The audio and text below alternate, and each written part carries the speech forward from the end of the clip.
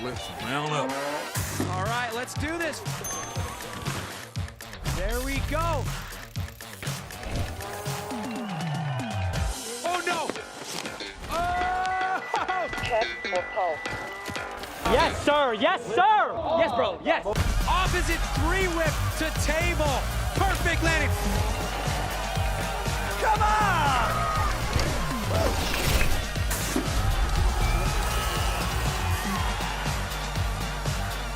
Oh, wow!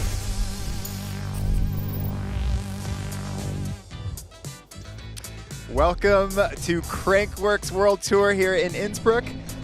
We are going to zoom out and give you a nice, good look at where we are. We're in Innsbruck, Austria, right over here on the western side of Austria in the amazing city of Innsbruck. I can't explain to you how nice the views are here. Every time I come here, every time I whip off, it is just so picturesque. It's so nice. But I also have Alan Cook here with me, and I've also got Andrew Neethling. How are you guys, Alan? Oh man, doing good. I'm just as excited as you to be here. I mean, this place is amazing. And tonight's the night, right? We got speed and we got style, the best of both worlds coming together. Couldn't agree more, man. We got good weather. We've had some action-packed, action on the first day. It actually feels like, day 3 or 4. We've had so much stuff happening already. You were at Whip-Off, but one of my favorite events because it combines both things, speed and style and tricks. That's right. It's so good. And you might be wondering, why am I here? Where's Cam McCall? Well, we got a little video for you, and let's see what happened to him.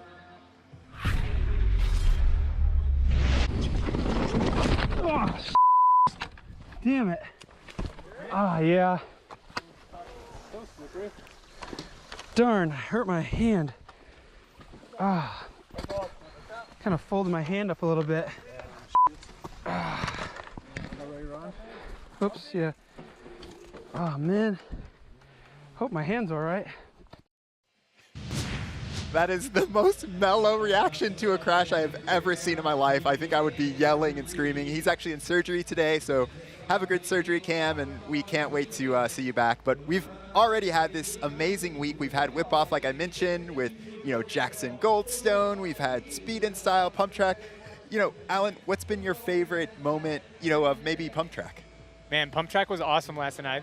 Maybe my favorite part was having fans. You could tell it was really pushing the riders. You could see the riders that had done slalom before, earlier in the day, how tired they were. And I guarantee it was the cheering and it was the fans that kept them pumping all night long. Yeah, it's just so amazing to kind of be back here. We're racing. Everyone's having a good time. I think Crankworx to me is this mesh of athletes and fans. Like, when else, Needles, have you ever been anywhere where you can ride up the lift with somebody just loves riding bikes? Yeah, I mean, I think it's one of the best events for that. You can really get to know some of the athletes. Alan, you said you heard some kids saying, I've only seen these guys on my phone. Everyone's consuming a lot of action on their phone. You're tuning in on the broadcast, and it is awesome. We can bring you the action, but it is honestly 10 times better to be on the ground at these events, just in the middle of the fans, just to see the action and the sheer magnitude of these riders. Yeah, for sure. We have some of the best riders and athletes in the world. We have the queen of Crankworx standings here, Kaylani Hines with the lead. She's been on fire. Nina Hoffman, I feel like, is a new name we haven't seen, and of course Carolina Buchanan there. And it's just crazy, the level of the women's field. It's just, every time I see a video, we just had formation. We've had so many amazing moments, I think, in the women's field. Needles, what is it about this group of women that are pushing the sport forward? How are they doing that? Well, it's just that. There's a group of women, and they seem to be really all working together. So once one person does something, they all see that it's possible. But no one's trying to just be they're obviously trying to be the best, but it looks like they're all trying to uplift the whole group together, and that's forcing the progression so quickly. Yeah, it's definitely a strong community, and it is a very steep learning curve, and it's super exciting to watch. Yeah. We caught up with some of the women here in this cliff piece. It's cool to be back.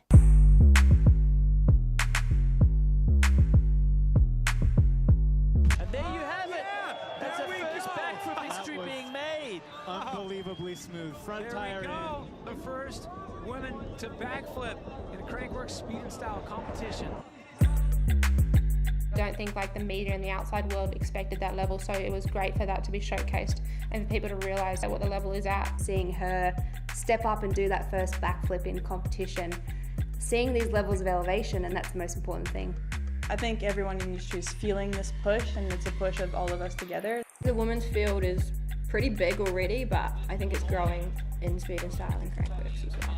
My saying has always been it's hard to be what you can't see. So if you can't see women out there in women's freeride or slopestyle or, you know, progressing at this elevation, it's hard to train and motivate yourself to do that. So, you know, to see girls on podiums with equal prize money, to see them holding massive checks, you know, I think that just opens the doors to this whole next generation. And I'm already seeing so many girls coming through that I know they're going to put me out of my day job pretty soon.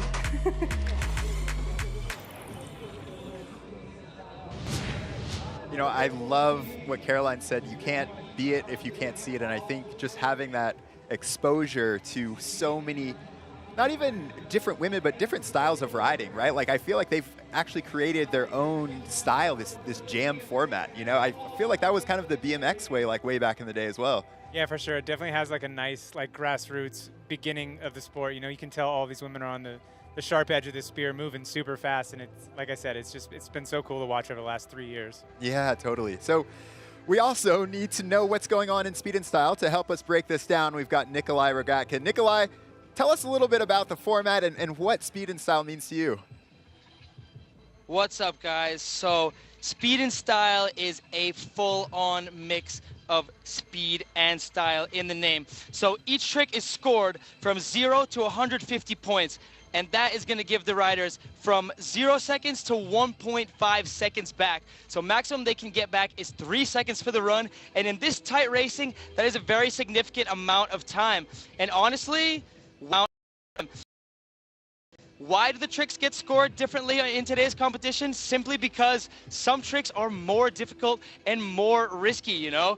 And I'm here as the insider, so as this competition goes on, you guys are gonna see this. But look at this trick breakdown. So we start from the most basic tricks. Like I said, from 0 to 150. So we start with your one-footers, your one-handers, low-scoring tricks. But these girls are progressing insane.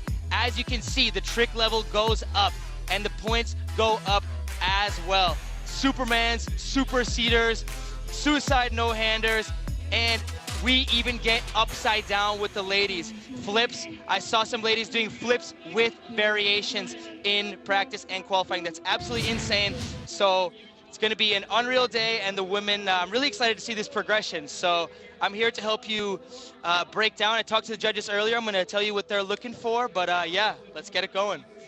Thank you so much, Nikolai. Thanks for being the insider, giving us a little bit of insight, and we'll catch up with you later tonight, because I know there's going to be some stuff we're going to look at.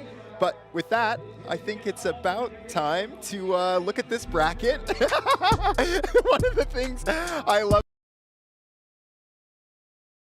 Georgia and Robin Goomes, like a kind of a racer background, EWS background, versus this woman who is doing backflips. And you know, to you, Alan, what is kind of that make you feel like when you're on the gate next to someone who you've never competed against? Oh, it's definitely like a fresh feeling, but it's also that feeling of unknown, which just adds to the pressure. Your heart rate's a little bit higher. You know, your focus needs to be a little bit stronger, just anything new like that. But then competing against somebody where you got to think about how fast they are as a racer, and then you also need to know what their bag of tricks are, because you're competing against that too. I mean, this is definitely, this contest, it can go to either or too. It could be the fast person, it could be the trick person, but bringing them all together tonight, that's what I'm excited about. Yeah, I mean, Needles, I know you're fast, but like, what's your biggest trick? My biggest trick? I don't think we should talk about it. I've seen you go upside down. I can go upside down. But it's a young man's sport, it's a young woman's sport, so let's leave it to the experts. But I think you touched on something. Yes, it's a worrisome to know someone's got a deeper bag of tricks, but you can't do anything about that. So you can only control your riding and what you're able to do, or your speed, you know. And someone like Tomas Lemoine, which we'll see later, he has everything. He has the gate start, he has the speed, the corners, and a deep bag of tricks. And, you know, we talk about how impressive this stuff is. Look at the crowd here. I mean, it's just so nice to have all of these people. And you know, we talked about at the top of the show, the interaction, right? Like when we're walking through the festival, you can have a bite to eat. You can go to all of these different things. Like, Alan, you were talking about, there's people like holding contests here. It's like so inclusive, I feel like. Yeah, it's super cool. I mean, it's really that festival atmosphere that's back. It's so much more than just having the fans back. Because even the brands that are here and what they're showing, like you were saying, there's more food vendors. People are having a better time, you know. We got brands like Swatch and Thule. They're showing their biggest and their best. You can actually like kind of live in the future here and see things that are not even out in the wild yet when you come to these sorts of events. I mean, Specialized is giving out an e-bike. You can walk away with these prizes here, so it's super cool. Yeah. It's definitely that festival atmosphere. I love it. And we see Vibe Verbeek on the screen here. We actually caught up to her and see what she has to say about her speed and style. In order to be successful at speed and style, you can't just be a slopestyle rider relying on their tricks or be a racer relying on their rhythm section going fast. You really have to embrace working on both and doing well on both, and that's where putting the two together is going to put you in a successful spot. I mean, it's about time to get into it, right? So this first round, we have Vaya on the left, Johnson on the right. So Vaya's no stranger to this gate start. Fastest qualifier and reigning king of Crankworx. She gets out just a little bit ahead. Has a big tuck no-hander on that jump. They're side by side as far as speed. Yeah, and this is where something like Johnson can try pull some time back, but against the queen of Crankworx, a slalom winner, it's not going to be easy for Vaya Verbeek qualifying in fastest, even though she doesn't have a deep bag of tricks. So another tuck from her, and she will be ahead on the time. Let's see what the judges have in store for us here on the tricks. I definitely think that Vaya has, you can actually see her training, like when you watch her Instagram, like her and Bash just have that backyard pump track, and she really focuses on the speed. But for you all, is that the right strategy? Like if you had to pick something, would you go for the biggest tricks, or would you try to have the most speed? I think Vaya played it really well there. You know, she knew she was ahead. She knew she got a solid tuck no-hander on that first jump. There we are seeing it right there. Full extension, no problem. And she pulls away a little bit right here. And so I think maybe she checked up and did something she was comfortable with and did another tuck no-hander. But I look to see, you know, when she sees another rider next to her and knows she doesn't have that time advantage, I'm going to guess she's going to show us some new tricks in her bag. And Needles, you were talking about Jonah having this amazing story. Like, she put out a documentary earlier this year that was just it was just crazy. Yeah, it's something to see. She's a cancer survivor, and she's been documenting that, and I think she's really been inspiring a lot of people. I saw a lot of comments, a lot of people thanking her for being so open with such an emotional time for her. Here we have Harriet versus Jordy. This is going to be a really good matchup. Both riders coming from a BMX background. You can tell by those gate starts. I'd say Jordy just a slight advantage into that first jump. Looked like a one-handed X up to an ET out of Jordy. So awesome footage here through the slalom gates. Now, both these riders have wins to their name, so this is an interesting matchup to see in the round of 8. This could easily be a final. Neck and neck into this last jump. Wow. We had a tire grab out of Jordy. I couldn't quite see what Harriet tried to do there in tricks. Yeah, it's so much action. It's all happening fast. It's a little hard to catch it all, but these women are definitely killing it out there. The speed was there. They were moving through that course. Yeah, it's great to see. Like, even in the first round, I think you can tell how competitive the women's field has gotten, because everyone is throwing out big tricks. Everyone's really pushing it on the speed here. There we go. Harriet did get a nice tuck no-hander out, full extension right off the lip. What was that, is toboggan to ET? Yeah, it's a combo. It all counts. It's going to be interesting to see where the judges call it and how much time they get back from those tricks. That's amazing. So Harriet was able to get a tuck there, which is awesome to see. So definitely clawed back a little bit of time with her tricks there. You can tell Jimmy. Yeah, I will. Yeah. Is there anything that you think about when you're on the starting gate, getting ready to go on your first run? I mean, first run of any event, you know, you got to get those jitters out. There's probably a little bit of butterflies. This is the first time they've been competing today in front of the crowd on live stream. So there's definitely going to be a little bit of nerves, but usually when that gate goes down, you hear that noise, you don't hear or see anything. You're just focused.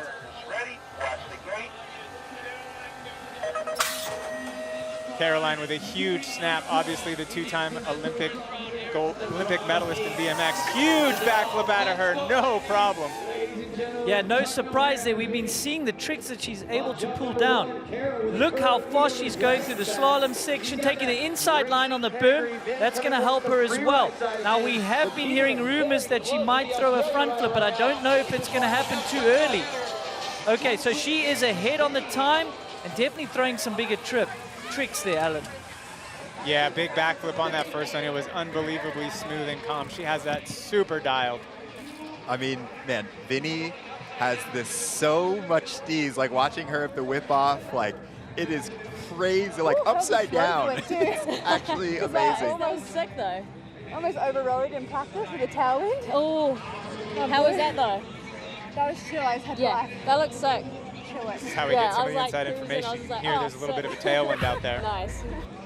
You're gonna have to break up a little bit. Look at that. Just unbelievably smooth. She leans back. You can see her head pulling back to spot the landing. As soon as her eyes lock in with that landing, her head stops rotating, and so does her body. Gets the landing gear out. Perfectly smooth landing. And Nikolai, you know, being our insider here, is that how would you rate the execution on that backflip? Oh, that flip was absolutely on point from Caroline. That flip actually got me hyped. I took my headphones straight off. I asked the judges next to me how much for the flip. They said 100. So we're in the 100 points. She gets a full second back for that one. Sick moments, upside down. Nice work, Caroline. She was casing that jump a little bit in practice, all the time on the flips, but that time I think she absolutely greased it. So awesome to see. Let's keep the tricks coming. I love it. Thank you, Nikolai. Thank you.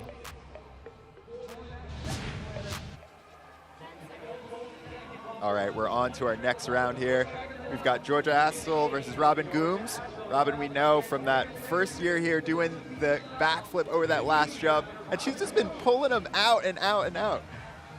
We actually got to talk to her and get her thoughts on what that backflip meant to her and the sport.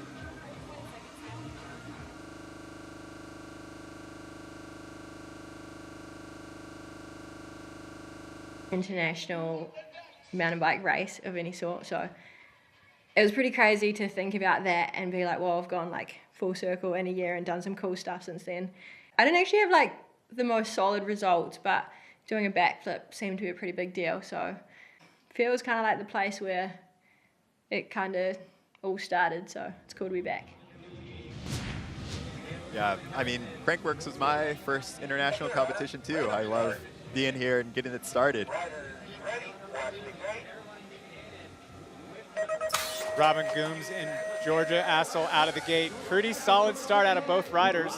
Now this is where we're going to start seeing the tricks. There's Robin with a flip can, so she's throwing combos on the first jump. Yeah, a little late there, obviously into the slalom turns, but she's gained back that time on Georgia Astle. How awesome is that? First woman to throw a backflip in competition. She's back where it all started. Another backflip from her. I think Georgia might have jumped the gate. We'll have to see what the judges say about it, but man, Robin just straight away.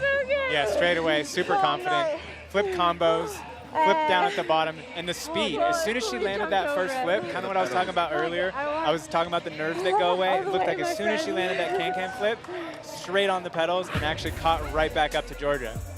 And you know, Alan, you were talking about like Robin Stoke and like how she's throwing these flips in the first couple of rounds.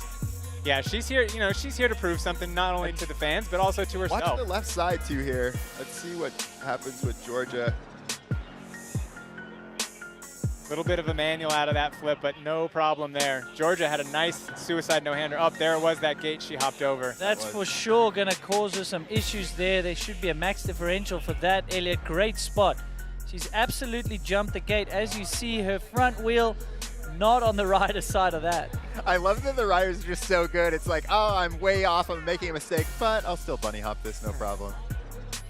Yeah, nice heads-up move to stay on course after that. But yeah, that is probably going to be that 1.5. You're live. What do we do? She's like, get me going. Shove your face. Missing gates, hanging with mates. Mates and mates. Yeah, it is. You know, we did hear some of the riders talking about a couple of things. We heard them after the runs talking about the wind, which Georgia did a suicide no-hander, which kind of leaves you a little exposed for the wind affecting you in the air. So that could have been something that threw off. But we also did hear earlier in practice, the riders were talking about how difficult and how technically tight those gates were. And it's really hard to sort of check off your speed, get through them, and get back on it. And so here we have the brackets. Baya taking the lead by 1.7 in that first one over Johnson. We have a couple of tighter ones, and then, you know, Georgia missing that gate, max differential. I think this Jordy versus Harriet is going to be really tight. You can just see. But, you know, the thing I think about speed and style is not only can you make a mistake with the speed, but the style and the tricks actually give you an extra boost, so you're never really out of it. We're going to go over to the men. Start the men's bracket, the round of 16. Go to a couple of highlights. See what got us here.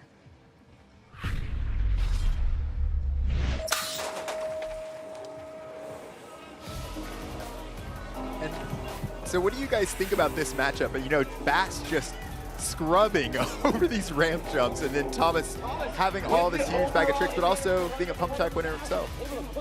Yeah, well, the thing with Tomas Lemoine is he's no slouch on the speed. So someone like Bass, he's hoping that he can beat him on the speed. But I think that's why he's such a danger man, Alan, is Tomas Lemoine has it all. So Bass normally uses that strategy and he can get through, but it wasn't to be for him. Yeah, and unfortunately not. This was a matchup I was really excited about. The two wonder kids, Cade and Jackson. Yeah, I can't believe that, like, come on. And they're both amazing World Cup riders doing backflips. I think we've seen them forever. Yeah, and here Tom Eistedt, definitely one to watch, but he was up against the newcomer Mike Ross, BMX background, who we're going to see in the round of 8. So Mike Ross has basically upset someone that we expected to be with that double backflip clean. That is just crazy. So let's see how the round of 16 shook out. We have Tomas Lemoine against Cade Edwards. We've got Rinkler versus Sam Reynolds. And, you know, we were talking about Mike Ross. Do you think coming from a BMX background allows him to maneuver the bike better than some of the people who started in mountain biking? Coming from a little wheel rider, no, it does not help you. The one thing that you do get from it is body awareness. You can't turn that off. Whether you're a gymnast, aerial skier, or a BMXer, you can bring that body awareness. But the bike is completely different. It's hard. That's amazing that he's able to translate that. And so here is our first matchup. Tomas Lemoine is he is one of those riders. I think he's a rider's rider. We see, like, he's actually going for the triple here. So he's won in 2020, he's won in 2021. And what I was gonna say is he's really just like rider's rider, right? And he, I think, excels in speed and style because of that, right? A slope styler can appreciate it, you know, a racer can appreciate it. It's just elite. Riders ready, watch the gate. So this one's going to definitely be exciting. Pretty much a dead draw on the start. Thomas pulling away a little bit. Double truck out of Thomas and Cade, actually. I wonder if they knew that. Yeah, how exciting. Cade Edwards matching him on the trick. Incredible racer, Cade Edwards, a junior world champion. But look at the speed of Tomas Lemoine. This is what we're going to talk about all night. And then watch the tricks. Backflip, double bar spin from Tomas Lemoine and taking the speed factor. Cade getting a little extra action in there. Had an amazing tuck no-handed backflip on that one. So, you know, the technicality, Cade's right there. There's not really much between these two. And did you guys see Thomas manualing those rollers? That was like perfect manual. And then he like scrubbed into it amazing, manualed these rollers, and it was just gone. Yeah, we didn't see him in pump track, which was a bit of a bummer, but maybe that's giving him a little bit more energy here for speed and style. And obviously he's focusing on slope style, which will be tomorrow. But I have a sneaky feeling he pulled out of pump track knowing that he could maybe do the three-peat here. What a shot this is, the simultaneous double trucks. Actually, he got X up there too. Was that a triple out of Cade? Oh my. I don't wow, know. there's so much action going out. Not even Alan, our expert, can call it, guys. That might have been a triple. It was an amazing shot, though. Did you catch what happened with Cade there? I think I counted 3 bar spins there for Cade with the triple truck driver and them sitting next to the judges, and they can confirm that it was 3 bar spins in now the watch 360. Cade. Yeah, here comes Cade. 1, 2, and 3. Wow. So earlier when I thought they did double trucks next to each other, Cade actually one-upped him. Well, and Lemoine got the X up in, so it was some serious combo work there from both these riders. Wow, and this is only the round of 8, Elliot. Not even the semi, and it's definitely not the gold medal matchup, even though it could have been. You will never see anything on my body or bike spinning, ever. You know the gap, right? We know calculus. The gap that we have. We're back up to the top now. For our second heat, only our second heat, which is crazy to think about. Bernd Winkler versus Sam Reynolds. Riders ready. Watch the green. Solid gate out of Sam Reynolds. You'd think he was at a BMX race. Let's see what they got off this first one. Looks like a double. Oh, a big mistake from Sam Reynolds. I think that was a 3 downside whip gone wrong. I missed that one completely. Yeah, it just looked like he missed the bars if he was going for a bar spin. I don't think he would have been going for a downside whip. But, wow, that is going to play into Bernd Winkler's hands. Wow, and still going for the flip bar spin. Maybe he didn't even know that Sam Reynolds is down. Now, Sam Reynolds, one of the veteran of the sport. He stood on the podium so many times, so that's a big bummer for him. Awesome to see him waving to the crowd. He's all good. He'll be back for the next round. He was just telling me how much prep he's done. He did a whole 25 minutes on the BMX track before he came out. He's been needing to do a lot of diapers at home. He's a new father, but he was having a lot of fun in practice and did well in quali, so that's a big bummer. And Bernd, you know, you're sad for Sam, but Winkler, a hometown hero here. Hometown racing sure he's got a lot of fans out here, family. That is how it goes. Always a little extra special feeling competing in your hometown. So going to throw the bars and just getting unstuck there, Alan. I'm sure you know that feeling, unfortunately. Oh, yeah. Wow. That was that jump off is what I thought might have been the downside whip, but that was just an eject. He had both hands on one grip. And so, Nikolai, when you talk about risk, was that a really risky trick, or was, you know, talk us through that a bit? So honestly, I think Sam Reynolds just showed us exactly how difficult it is to do tricks in speed and style sometimes, because a guy like him, a guy who's competed in slopestyle, he rarely messes up a truck driver. But when you're coming into the jump at high speeds, at uncomfortable speeds, you're racing and you're still trying to spin and throw the bars, things can go wrong in any moment. And with the risk factor, I mean, if that happens, max differential and a little bigger of a crash, and that could end your whole night. So, yeah, Sam just showed us why these tricks are so difficult while racing, and hopefully he can make up for it in the next round, because I know he has some heavy maneuvers, but yeah. Definitely. Thank you, Nikolai. Let's cruise back up to the top for our next heat. Lucas versus Teodor. These guys, been watching them in practice, and they were both just on fire.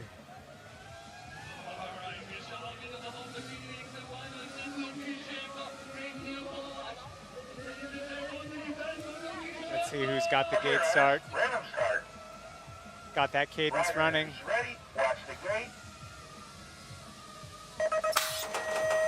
Pretty equal start. It looks like maybe Teodor got a little bit of a snap on him. Here comes the first jump. We got a truck to Can-Can, and it looked like maybe a double truck. Here they go through the tight turns. Yeah, look at it. He's putting in some gaps here, using both berms. There's actually an inside line there which some of the racers will be using later. So what are we going to see out of this last jump from these dirt jump specialists? Back tuck from Teodor. And it looked like Lucas did a backflip bar spin to X-up, so we'll see how those match up on those time differentials. That extra X-up might have been just enough. And, you know, one of the things I was looking at as I was watching practice is that scrub jump, the right side is a little bit more mellow than the left. So, you know, when you are going up against someone, does that mess with your kind of perception when you see somebody take a lead? Definitely. I mean, like Nikolai was saying, being able to do this at speed, you're going to be going at a jump with your normal mentality. You see someone in front of you, you got to take a couple extra cranks and then figure out how not to over jump it. I mean, yeah, that's impressive.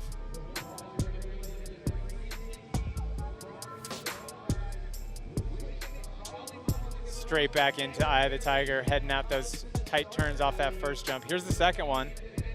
Lucas with a tuck backflip. Man, he's definitely riding very well, sporting a new monster lid. So sponsors are starting to back him, coming from a dirt jump background as well. He's throwing it off. He's stoked. I want to do the same. Yeah, I was scrolling through Instagram and I saw the release photos. He was real hyped on that. Yeah, and he was at Godziak's Jam as well, their little fest thing. So he does big mountain freeride as well as dirt jump. Really cool to see. Let's talk about Mike Ross a little bit here. This guy, you know, we've been talking about him throwing double backflips and things like that. Is there, you know, a little bit of, like, I don't know, you didn't, when you came up, Alan, like, you guys didn't have airbags and stuff like that. Do you think that that is kind of what makes him so good? Yeah, I mean, compared to what I was doing when this was happening, it's completely different. The amount of dedication, the amount of time these guys put in and repetition on the airbag. We didn't have airbags. We had foam pits and we had resi mats. So we had ways to kind of try stuff a little safer, but, you know, there was still a little danger there. So, you know, you would always kind of have risk management. But nowadays with the technology, with how much better the bikes are, and with the things you can do to train, yeah, it's definitely a lot bigger commitment to be able to ride like these guys. Totally, but I mean, it's still a ton of practice, and he's actually a new Crankworx athlete. He's going to be joining us on every single stop this year, and hopefully we see him in Australia if we can just get up enough points. Be amazing if he can make that happen. Well, speaking of somebody that's not new, we've got Greg Watts, who's mastered this sport here. Was that a double bar spin backflip? I missed there what Mike did. Mike looked like a cash roll. My goodness, how incredibly clean is he with such a big trick? So Mike Ross, new to mountain biking, new to Crankworx, trying to put his name on the map here. Look for a double backflip from him. Wow, and clean from Mike Ross. Clean, pulls it around and just barely gets through the timing. Oh my, that's so Nikolai, I see you there. Tell me what you're thinking. Clean runs. He gave everything in his power to pull that thing around. Ooh, that made me go wild. Nice one, Mike Ross. Oh, really? I'm rooting for Greg on this one, though. USA, baby. That was a bit of a slow rotation. He got my heart skipping a beat there, but I'm stoked. You see him get into a smaller ball and just yank that thing around. I think that's maybe what Nikolai saw too. But what about this cash roll on the first jump to land this trick that's so technical? Nikolai will know all about this trick, but to do it, as he said, you're sprinting out of a gate. You're going as fast as humanly possible for the speed. And then you've got to try judge that. You see that slight over rotation, how that puts him off? Luckily, it pushed him right towards the direction you need to go, but that's another thing, is being able to land perfectly on these amazing. Wow, we only just got that double flip round. This is incredible scenes. Mike Ross, I think your name is on the map already here in the round of 8. Oh! Oh, I thought he was down. Yeah, Nikolai's seeing that same thing. When your front tire lands first on anything, you're usually a little nervous. But when you do it on a double flip, you don't know that that's what's going to happen. Right. You can't see. Right. Not a position I want to be in ever. So here we have the brackets. Tomas Lemoine going through on that first one. It's super close on time with that last round we just saw. Only 0.04. Another close win with Kovac taking the win. And Sam obviously going down, but we'll see him back. Yeah, and remember, we get to see all those guys again. They're going to swap courses, and they're going to do the whole thing over. Man, this is going to be a good night. And, you know, one of the things I love here is just the riding, right? We caught up with a couple of people to show us what the trails are like here, and I know it's going to be good.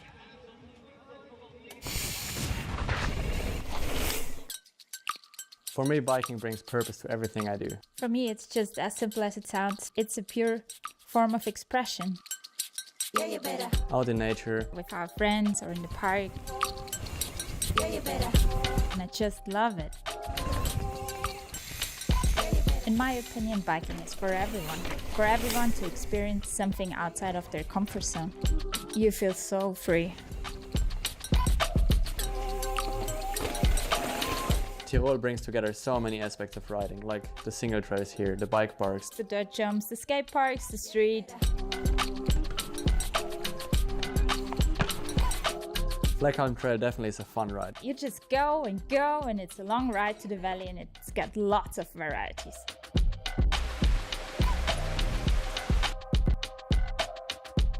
Innsbruck brings all the vibes and all the like-minded people into the area. It's a colorful city full of culture and sports. Yeah, you better. Crankworx is special to me because it basically just kickstarted my riding career. From joining my first event here in Innsbruck to winning whip-offs in New Zealand, it just opened a lot of doors and possibilities for me. Crankworx is very special for me because I meet all my friends there. I can show what I have learned. Yeah, you better. The best feeling ever. Because of Crankworx Innsbruck, I get to share our part of the world, and I love that. Man, I feel like they're like stealing my dreams and my life. Like that is my story, right? Like Crankworx kicked off my career. It's where I come to see my friends, not you guys, but like my other friends, my real friends. And it just makes me feel so good. Like that scenery and the places we get to go are just amazing. Yeah, I mean, Crankworx has been the spark that's lit a lot of riders' fires. Well, here we go. We're straight back into it. Round 2, Via Verbeek. She's a little back right now. She got the tuck no-hander off. Through the slalom gate here, this is where she can make up some time. She has got that differential, so she's got a bit of time to play with here. On the black lane, riders left here. Via neck and neck into the final jump here. I think missing her trick there, but she has got time to play with. Jonah got that triple manual just so good. You could see how much speed it gave her. Yeah, coming down to that final jump, Jonah, she definitely nailed that last section and took off. It was like an Excite Bike booster shot. She saw her just take off. Am I okay? I think so. I had a really flyy one I hit, but like landed super really windy. Here the riders talking it over. So it's under review. Let's keep an eye on these gates. Potentially Via might have missed something, or was she on the other side of the timing there? Got to have a look here. So the judges requested a replay for the second jump. See if we can get a replay here. Maybe something happened there. Maybe they wanted to see. So it looked like she grabbed the seat with her knees. Nikolai, I saw right there, and it looked like she went for a suicide no-hander, but maybe just missed getting them off. What do you do, Nikolai, when you miss your main trick? Can you do a backup, or what is that like? You know, when you miss the main trick in the contest run or in the race run here, it happens sometimes. I think Via was talking about a little bit of wind there or something like that, but it happens. I mean, the ladies are pushing it with riding out here, so sometimes the tricks are not going to happen. You just got to move on to the next race and not try to get it out of your brain. You know, short-term memory on that one. I love that. That's what I'm going to start using. Short-term memory. Yeah. Put it there. But it was cool. I actually enjoyed this. So here's the score. Perfect. You were so solid. Via's going to go through. Okay. There was I think she was a bit nervous there, rightly so. Hold on. Don't let go. We've got Harriet versus Jordy Scott here.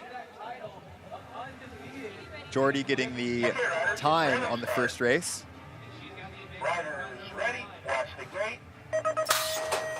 Gate's gonna snap down. Awesome gate by both riders. Here they go into the first jump. We have a tuck no-hander, and it looked like maybe a seat grab. Yeah, neck and neck here through the slalom gate. Jordy Scott, former winner of this event, but Harry as well. So this is a big matchup here. It's all to play for coming into this last jump. Jordy with a little advantage. What tricks will they pull? Tuck from Jordy. And these are the only two women that have actually won this event. And so we have two winners going against each other in the quarterfinals. Yeah, it's been that way all Crankworx Innsbruck. Every matchup seems like it could be a final. One of the things I love about this category is how much more support I'm seeing from the industry. Like last year, they were just wearing, you know, whatever they wanted. Now they're all representing brands that are supporting them. It's super awesome to see. And Jordy's going through. Not only is she going through, but look at those times. She's got the top two, just putting down heaters all day. So I think everyone should be a bit nervous as she's cruising her way through the bracket.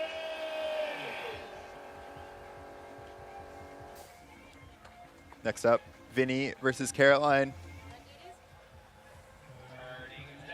Caroline doing some big tricks last time. Riders ready, watch the gate. Caroline out of the gate, not like she's got a 1.6 advantage. Remember, we had a nice flip on that first run. Here she goes again, perfectly smooth. That just shows her confidence with that trick. Yeah, unbelievably confident with that. Little tag on the landing, but it's not going to hurt too much. She's got time to play with as well. Lots of experience. The youngster Vinny, though, creeping back here. We know how cool she's got with whips. Multiple whip-off winner. Oh, a little combo there, but missing it. So Vinny, that's going to hurt her on this last jump. Yeah, it looked like Vinny went for a can-can one-hander, and when you do that, your back foot drops down a little bit, and it kind of can throw you off, and maybe that's what happened, but man, I'm counting it. Yeah, girl. And I still can't get over like how steezy Vinny is. Like even over the rollers, just like dropping the elbow, styling it out. But man, like it's crazy to see Caroline having the speed and the steez. Caroline making it through into the semis. That was me. Yeah, Caroline had a super smart run. You saw once she did that flip, she kind of just kept Vinny right there next to her. She knew she had that time advantage. Backed off a little bit maybe in these technical tight turns and made it through to the next round. Yeah, Vinny's foot getting hooked up on that top tube, bringing it back across from that can-can, but she was luckily able to get it back across. Maybe didn't get her foot on the pedal, but it's still, she pulled it. You got it. Back up to the top, we've got Georgia versus Robin. And we have to remember that Georgia went over this gate. Here we're gonna see it. Watch the left side of your screen.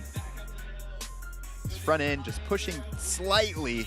And instead of trying to hold that, if she would have tried to hold that, her front wheel would have just washed out. She would have gone down. So she's like, I'm gonna live to fight another day. Hop the gate and take the time. It was smooth though. If there wasn't 3 cameras and a drone following her, yeah, if we didn't have thousands of people out here.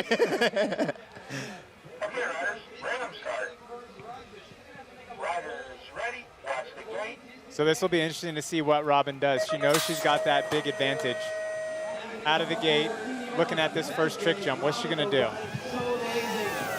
Another flip can-can. That's confidence right there. That's beyond confidence. I would call that a little bit silly if you've got a max differential here that you're working with, but that shows how confident she is.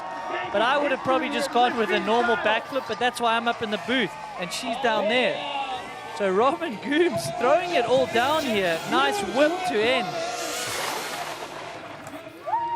Yeah, the more times you do a trick, the more confident you are, and I think she knows that she's going to be coming up against some tougher competitors, and having that confidence of doing it twice is going to carry into that next round for sure. Yeah. And I would argue, man, if you mess that up and you threw away this run and you're not in the semifinals, knowing you had 3 points something to work with, hey, but that's different mentalities, I guess, make different races. Yeah, you don't plan to blow it. Robin going through. I think it, like you were saying, Alan, I think it shows like how confident she is, right? Like I see some of the slope style riders. I saw Emil earlier just doing these tricks that are amazing, and I think Robin just being like, yeah, backflip can is just a nice Sunday stroll for me now, no worries. Yeah, I mean, that's going to be the danger with Robin as time goes on. You heard her talking about how, you know, she didn't maybe have the best of results, and maybe the stoke got a bit of the best of her, but the more that happens, the more she does these things, she's just going to have that stoke and carry her all the way through with new tricks, you know, every event, I would imagine.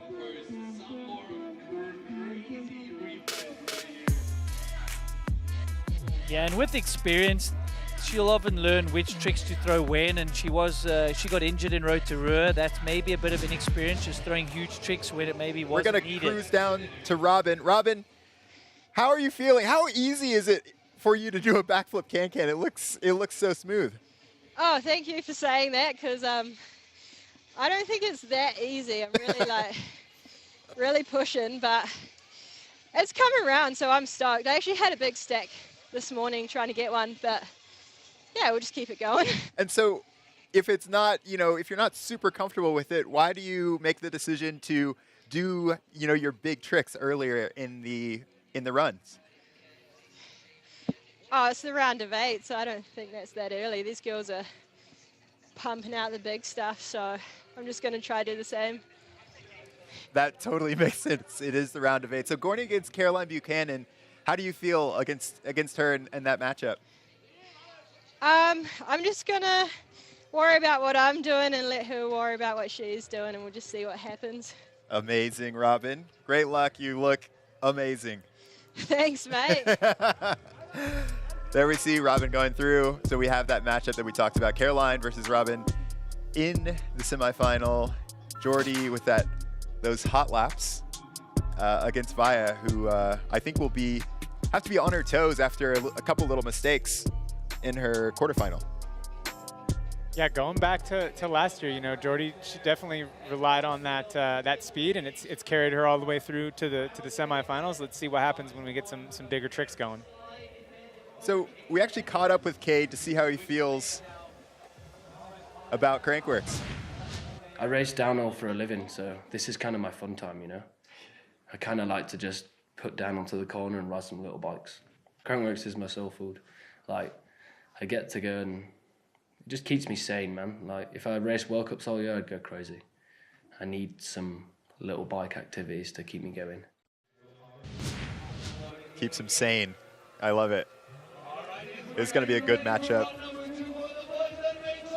Tomas Lemoine versus Cade Edwards. And Thomas, these are our 2 fastest men of the day here. Presented by Swatch. We've got these times.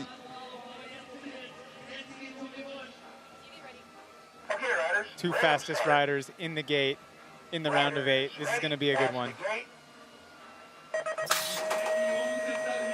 Both riders snap out almost identically coming into that first jump. And he nails it. He got the triple truck driver there, but now Cade Edwards, this is where he can attack. He's got nothing to lose, taking the inside line there on the white lane. Cade Edwards has big tricks. What can he throw down here on the last jump? Oh, tuck backflip. I expected maybe a little bit more from him.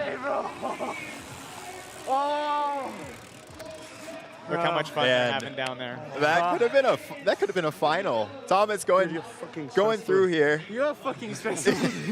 I like it. But these guys are friends. They ride together all the time, and I think it's one of those things that we talked about with the women's field. If you just have a lot of people around you, you know, you see Thomas crushing it on the pump track. You see him on the slope side. Maybe I can do that. I don't really think that, but maybe that's Cade's thinking. Yeah, I think Cade can do whatever he wants on a bike. If I could pick someone to be my spirit animal, it would be Cade Edwards. Yeah, how can you not be jealous of his style, his speed, and his bag of tricks here for the youngster Cade Edwards? Man, Tomas Lemoine had his work cut out for him. I would say that was the danger man for Thomas's road to the three-peat here in Innsbruck. I feel like the pressure is just going to get higher and higher for him as the rounds get ticked off. Those riders flying through the air and spinning the bars side by side. Such a cool shot. And Nikolai, when you see like a bar spin combo, how hard is it to do an X up rather than a bar spin at the end of one of those combos? Oh man, the execution and like how good you have to be at that trick to do it in these races over and over again. Bar, bar, bar, or in Lemoine's situation, bar, bar, X. That your mind has to legitimately operate as slow as this camera is operating, because that trick at that speed is just so hectic. So that's why those tricks are scoring 133 and 135, almost maximum scores without going upside down. So they're taking the risk, but they can execute and it's paying off. Once again, a triple combo from Lemoine and a flip with the hands up for Cade. So the boys are risking it, and especially for Lemoine, he knows what he has to do. One of the greatest speed and style athletes in history, if not the greatest. So let's get it, Lemoine. Keep it going. Thank you, Nikolai. That's so true. One of the, definitely, so far, one of the greatest we've ever had. We're back up to the top here. Our next round, you've got Sam Reynolds. We know he had a little bit of a crash there in that first one, but he's back up. Anything can happen. That's why we have that maximum differential, so he can still take this. If anybody in this crew of riders can use their bag of tricks to make up a time deficit, It's definitely Reynolds. Let's see what he's got. Oh, just a big straight 3. Maybe the wind's kicking up, I'm not sure. Oh, he's trying to make up on speed. Yeah, maybe he can force a mistake here out of Bernd Winkler, because that is so much time to get back. He's just going to have to hope for a crash, really. There's no other way to do it. And it's clean from Bernd Winkler. That is going to put him through to the semi-final against Tomas Lemoine. That is epic for him. Disappointment for Sam Reynolds, though. Yeah, and we saw, I think, Bernd kind of could ease up a little bit, right? Like, he was managing the gap, as crazy as that is to say, right? Not pushing too hard, watching him, maybe not throwing a combo. Yeah, having that time advantage, you know, being able to stay right behind that rider is definitely where you want to be. You know, and when you do that, you know that when the time's added in, it's going to come back your way. So just try to keep it calm, get the bike to the bottom, and move on to the next round. We're back up to the top. Lucas versus Teodor, only a 0.2 second gap. Lucas having the advantage here on the right side of your screen. Riders ready, watch the green. Our closest matchup of the first round. Let's see what these guys got. Huge tricks coming. Oh, big tricks from there. Teodor looked like a double truck there.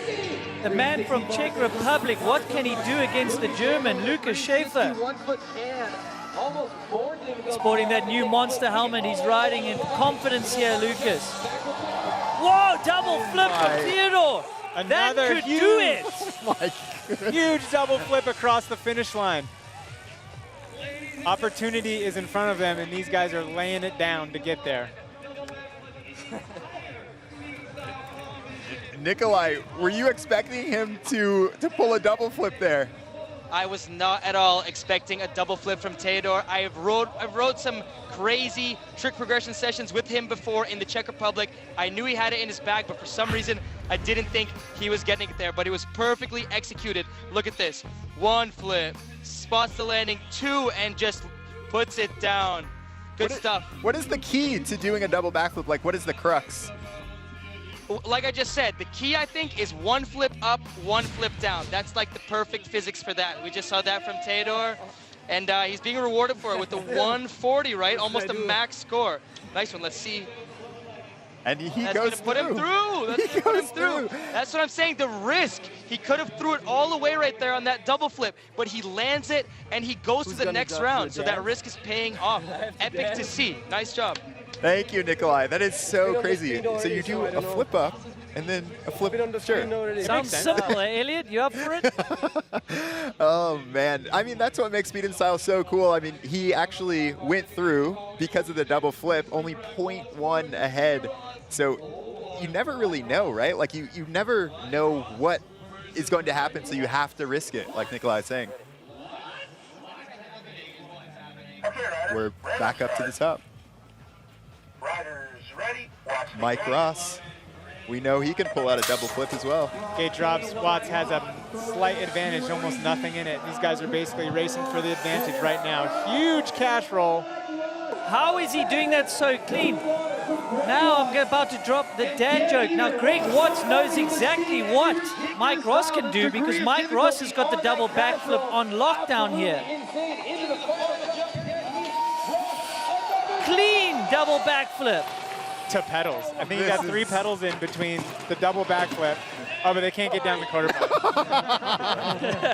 No way. He landed that double backflip so perfectly. He got about 3 pedals in before he got to the That is crazy. You're not even thinking about the actual flip. You're thinking about, oh, I need to get on the pedals after I do this insane thing. I think you got it. Nikolai, how would you rate those 2 double backflips you've just seen? Was one better than the other?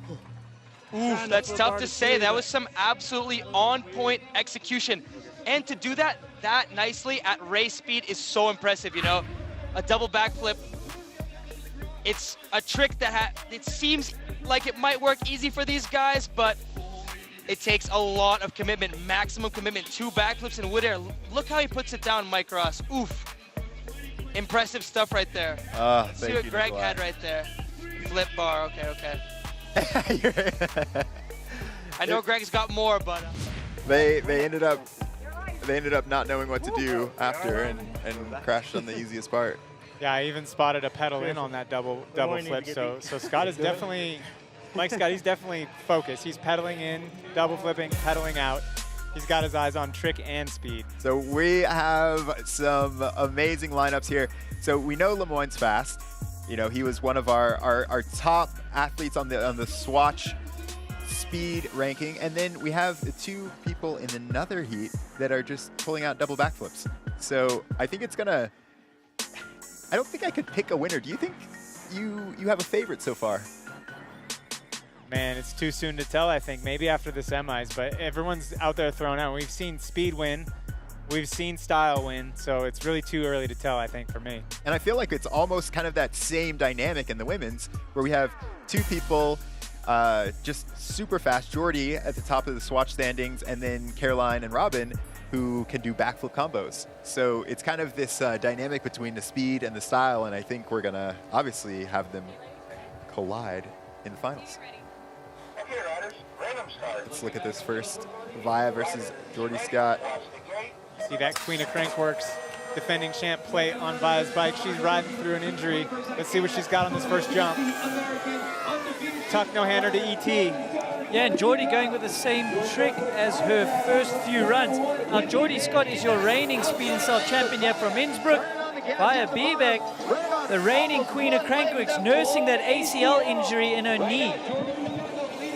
Tuck from Jordy, and looked like a tuck from Via if she got it. Wow, that was a big heat from Jordy, taking it on the time aspect. That's something that Via normally is able to do. I feel like it's, you know, we were talking about it at the top of the show. Did you miss it? I mean, she just keeps putting lap times on. Look how consistent she is. I missed The Swatch fastest times of the day are 26-1, 26-1, 26-1, all by Jordy Scott. It's crazy. That is so hard to do. Yeah, there's a toboggan out of Jordy there to ET. And you see Via doing a tuck no-hander to ET. So those are both combos. It'll be interesting to see how those shape up at the end. And Needles, what do you think that Jordy is doing that makes her so fast? Like, where is she making up the time? Yeah, I mean, I just think she's more committed in sort of pushing through the jumps while doing those tricks. Via's maybe getting a little bit more airtime. So that is as Nikolai's been telling us, that's one of the toughest things to do here is to judge the speed. And Jordy's doing just that. She's able to go as fast as possible and still get those tricks. Here's our next lineup. We were talking about this being the trick final almost, where we have Caroline Buchanan doing amazing combos versus Robin Goomes, who, you know, she told us these things aren't easy. I love that you put Caroline in a trick category because she's become that. That is crazy, huh? She's converted herself, snaps out of the gate real fast. She's got an instant advantage there. Nice smooth flip. We got Goomes doing a flip can-can, so it's going to be interesting at the bottom. Wow, and Goomes pulls back a lot of time because Caroline had a huge snap out of the gate from that BMX background. Over the stall wall, it is all to play for you into the final jump. What is Caroline going to pull? Oh, it looks like she misses the tuck. And Goomes was able to put in the backflip from what I could see. It was a knack-knack backflip, so again, two different backflip combos. Yeah, it looked like Caroline got a little hung up on the pinch when she went for the tuck no-hander, so it'll be interesting to see. Yeah, no, for real. You're not wrong. That was fun. Robin having a great time. Man, and you know, like you were saying, Alan, I put her in a trick category, but she's an Olympian. Like, she's fast. She saw this platform that Crankworx is bringing, and she changed her whole mentality towards riding. Look at that gate start she had, but Robin was able to pull back. Clean backflip from Caroline Buchanan. I really wish she'd gone for a backflip or something on the second jump. That would have helped. Wow, backflip knack. Incredible from Robin. Yeah, Robin killing it. Coming in a little sideways, a little back end heavy, but corrects straight around those next gates. She actually made up some time on Caroline through those next turns.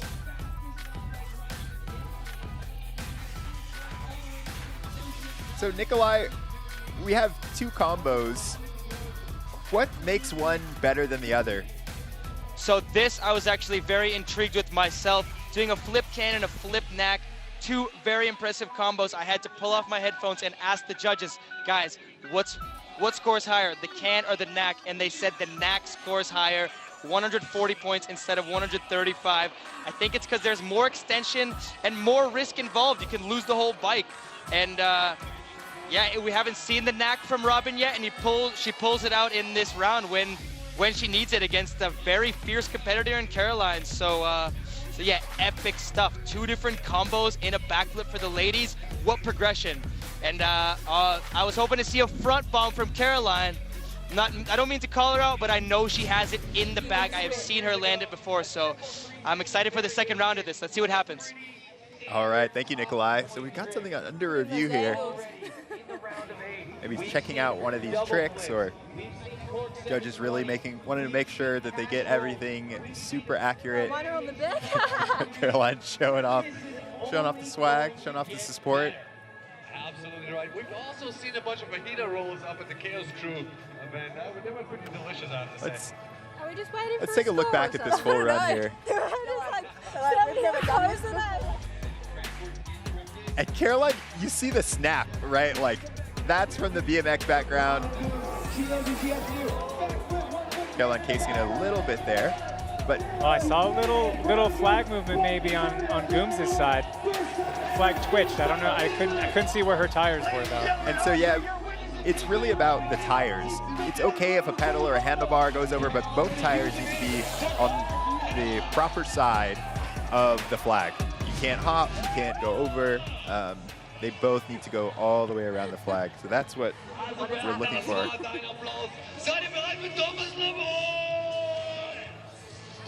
Oh, what we got? That TV.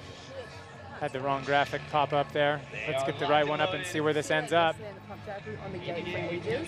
Nikolai, and so we see Caroline Buchanan going through just, oh no, sorry, Robin. Nikolai, what happened for us? So we had a little bit of a conflict there. Caroline did a tuck no-hander on the last jump. It wasn't the best executed tuck no-hander, but there was a flag on the jump that completely blocked the judges from seeing the tuck no-hander. So they had to go back and revise and at least give her some points for attempting the tuck no-hander and seeing how that played out. But I didn't think it changed the result in the end. Thanks, Nikolai.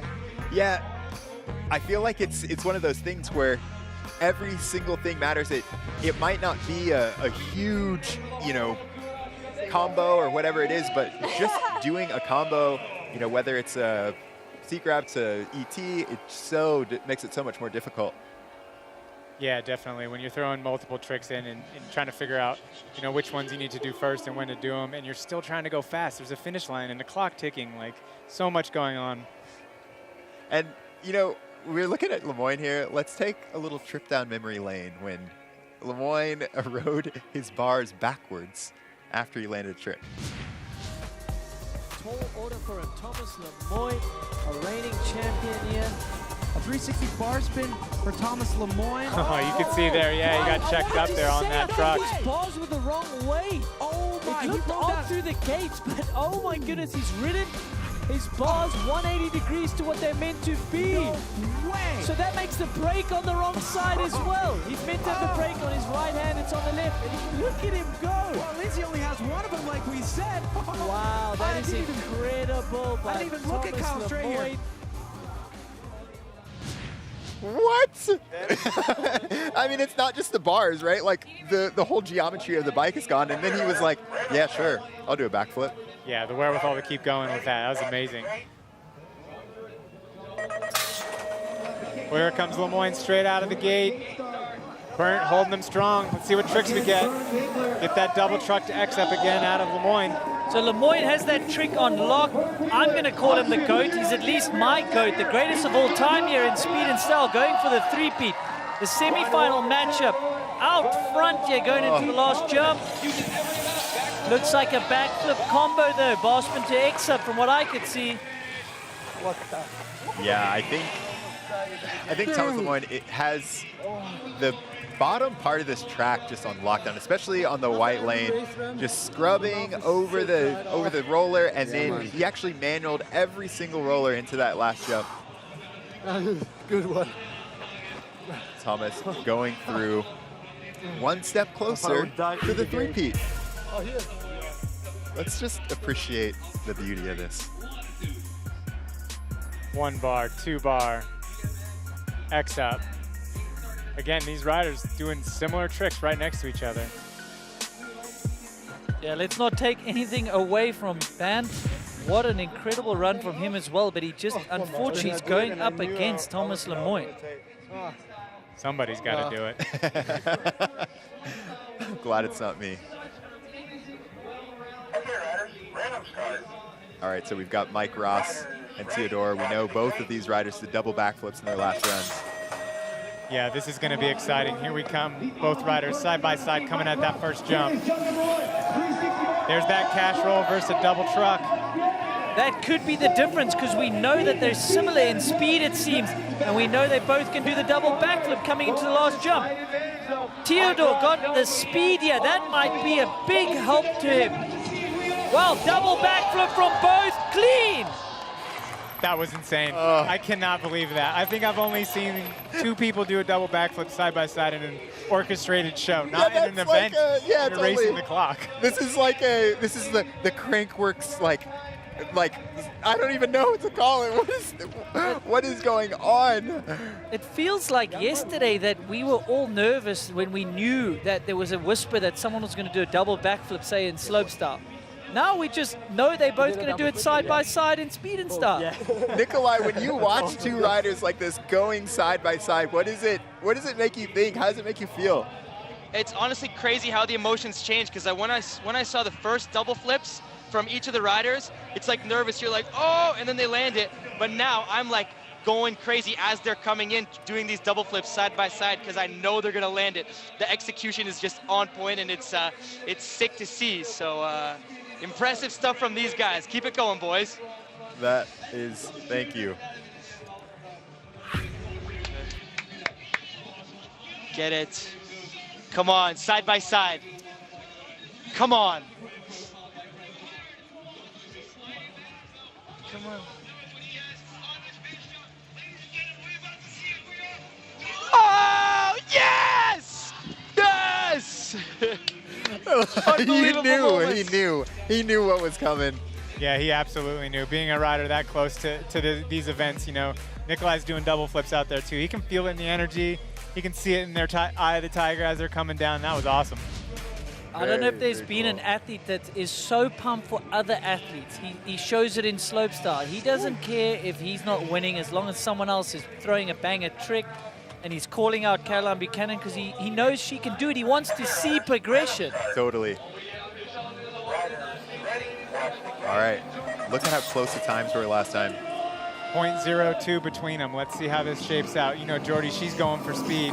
Got a nice toboggan to ET out there, so she's got a combo under her belt. So combos from both the ladies here. Vaya hitting a gate, and looks like she's lost a little bit of time here. Jordy Scott out front. Wow, this could be a shake-up for the books here. Tuck from Jordy, tuck from Vaya. Jordy Scott actually beating her fastest time with the 25. That is incredible. She did not hesitate. She was not worried about the advantage she had. She gave everything she had in that run. I think that's what you got to do in this. When you're using speed as your highlight, you got to go all out every run, because you don't know what the tricks that are happening on next to you. Right. And I think it is. You heard Andrew talking about that, like just how low she stays over the jump. So she's still able to do these combos, but she's actually using the bottom of the jump to stay low and get some speed down. And that's what puts her through. She advances to the finals. So good. So the first lady to book her ticket into the finals, Jordy Scott, just doubling down on her asset there. And that speed, she's really worked on that. You know, from her background, she's got an incredible race background. Got a few tricks, Alan, but I think she knows exactly what to do here. She's got to focus on the speed. Yeah, she's got a few tricks, and she's making the speed work for her. She's got a few tricks on the speed side that I think are a lot harder to learn. She's got what few riders have, and that's up pump. So she's not only getting momentum on the back sides of the jump, she's also getting it on the front sides of the jump. She's almost pushing through. Pumping up and down and getting the maximum amount of momentum through there.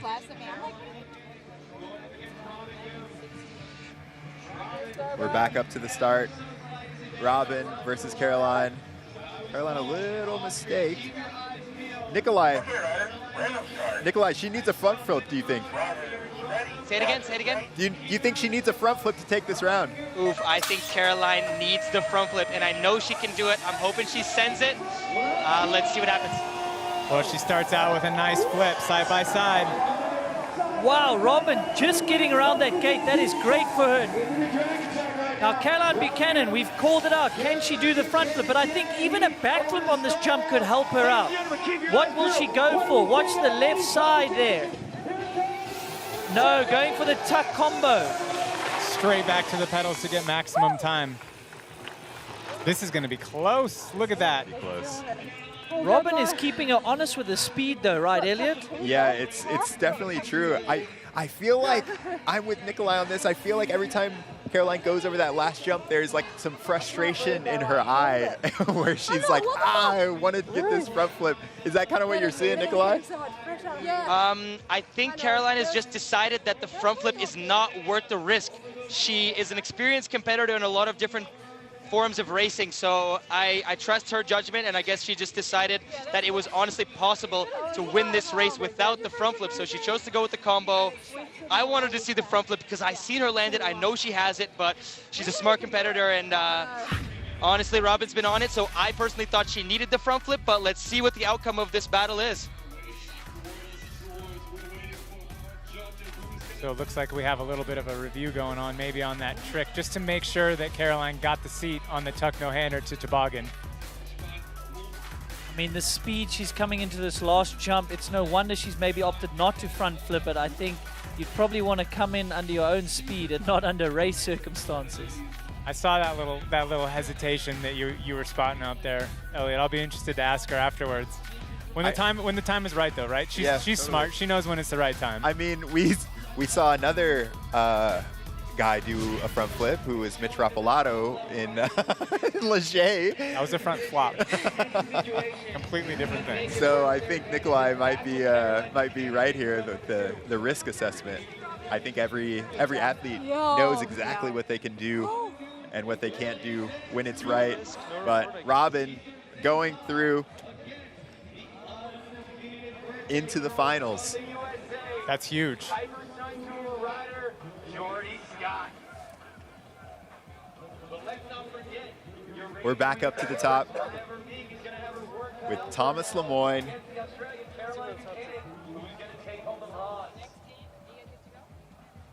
We've talked about him so much, and he's got the lead here on Winkler at 0.7. But, you know, anything can happen. And I think one of the things that makes him so good is kind of what Nikolai talked about that risk assessment, you know, being a slopestyle athlete, being, you know, a two-time winner here in this sport, knowing exactly how to assess that risk and what to do. So Thomas going to snap out of the gate with a slight advantage over Byrne. What's it going to be? I think he's going to send it. That's what he does. Yep, right into that same combo. Yeah, he sends it, but he's so consistent and confident with that trick. Straight on the pedals. He is so fast through the speed section. Look at the gap he's put into Band Winkler. Tomas Lemoine. Band has to throw everything at this last jump. With a flip combo, looked like a double Barsman backflip. Yep, flip bar to bar. We'll see how it goes down. Yeah, Lemoine got an extra set of wheels on that, didn't he? He's warming up or something, but the pedals that he put in gave him so much speed out of that trick. And can I just say that Jordy Scott ran a 25.8 and Byrne just ran a 25.7. So the speed that she is going is incredible. Obviously, she's keeping it a little bit lower on those jumps, but it's crazy. Stay focused. Can you hear the experience from Tomas Lemoine? He's reminding Band Winkler, even if he doesn't go through to the final, he's got 2 more runs because he's got to go to the bronze medal matchup. He's telling him you've got to stay focused, giving some sort of a GOAT knowledge to the youngster. That's right. That's right. There's still a bronze medal to play for. But we do have Tomas Lemoine into that gold medal potentially. Watch this turn out of Lemoine. Wow. Wow, so fast. How did he get a pedal in between those two tight turns? People were complaining about being able to make them, and he's pedaling. Or is it the Czech rider, the seasoned veteran, Tomas Kovac? We've seen him on the Annie every run. All right, let's see what these guys have for us. They've been pulling double backflips all day. Teodor with a slight advantage going into this heat. Gate drops down. We got two of the biggest tricksters out here. Let's see what they got on this first jump. Super dodge with that cash roll again. That is incredible, Alan. I am blown away that he's so consistent with a trick like that. Now, have they emptied the tank before they got to this run? We've seen double backflips. Is there anything else that these guys can pull? Neck and neck. Are we going to see it again? Double backflip! Oh my gosh, that was amazing! That is crazy! That was amazing. That must have felt so cool to be spinning and the person next to you doing the same thing. That was awesome. I would pay just to see that one jump with those two next to each other. Man, I hope you're enjoying it at home, but make sure you get yourself to one of these events one day because it is even crazier in person. Yeah, we have the crowd in front of us and everyone is just erupting when this happens. It's so wild. Do you think, Alan, do you think they could see each other out of the corner of their eye? I think you could, yeah. And what's interesting about that is when you're spinning and the person next to you spinning, they're not spinning. But the world is. It's so crazy that they're doing that in this race, straight back on the pedals, thinking about time. All right, we have Kovac moving through to face off against Tomas Lemoine. Mike. Directly side by side now. Oh my, yes! Oh my goodness, that was so sick. That was so sick. Nikolai, tell me how you really feel about that. That was pure art right there. That was two guys competing, trying as hard as they can to beat each other in this race, and they're yet doing double flips perfectly in sync. Man, I couldn't believe what I was seeing up here. Big respect to these riders, and it looks like we have two new beasts in this speed and style game, right? That is so true. Yeah, that is definitely true. I think these two, with Mike Ross and Kovac, they're definitely going to be competing in speed and style. They're going to be household names, I think, after this. Well, with tricks like that, how could you not? Kovac, we did some research on him. Incredible bike handler, but not a big name in the sport yet. Same as Mike Ross, coming from BMX, transitioning very quickly to mountain biking. Quicker than I think anyone could have imagined. Yeah, you're definitely right. And, let's talk the women here. So when we look at the brackets, I think the thing that really stands out to me as we move over there is this speed versus style, right? The speed versus the combos. We've had the swatch fastest times of the day. I'm pretty sure she probably has every single spot on that leaderboard. But then Robin Goomes with the combos over the first jump, combos over the second jump. So this to me is really going to be, is Jordy's strategy going to pay off in the finals? I mean, it's gonna be tough to call at this point. I mean, don't forget, Goomes has not been going slow. She beat out Caroline Buchanan in the technical sections in the first round. So, I mean, it's going to be tight either way. I don't know what's going to happen, this true contest of speed versus style. And there's been a progression in the judging as well, because the tricks have progressed and so has the judging. So it's a really fair matchup that we've got, speed versus style in the finals. So props to the judges as well. And so here we have Viberbeek versus Caroline Buchanan for the bronze medal spot. This also could be a final run. Via coming out with tons of speed into that first jump, gets the tuck no-hander off. Caroline smoothed back a little bit short on it. Let's see how she can hold on. So a little case from Caroline Buchanan, and that's going to hurt her speed here. Via Verbeek inching ahead here. If you're just tuning in, this is heat number 1 of the bronze medal matchup in the speed and style of the women. Neck and neck into the final jump. Caroline going for the tuck to toboggan.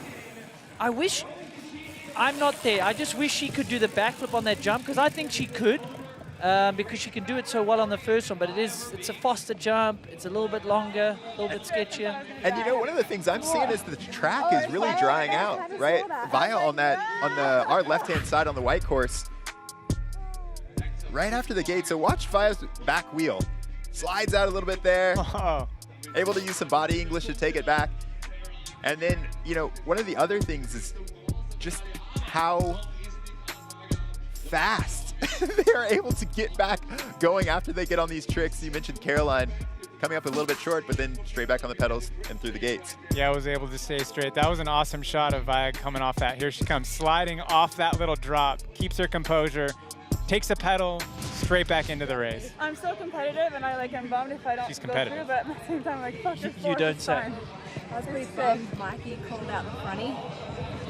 It just like put too much pressure on me. Called out, what? When I was against Robin, he like called out the fronty, and I was like, it's really rude. No, it just like was too much pressure. Because he was like, keep your eyes on the bottom jump, girl, it's going to send front flip. And I was like, so did you do good tricks at the bottom? No, I did. Want to do the fronty here? Yeah, I wanted to do against Robin because I needed it on the bottom jump. But they started calling it. I'm like, how's the pressure moment? Aww, you had it. Cheers.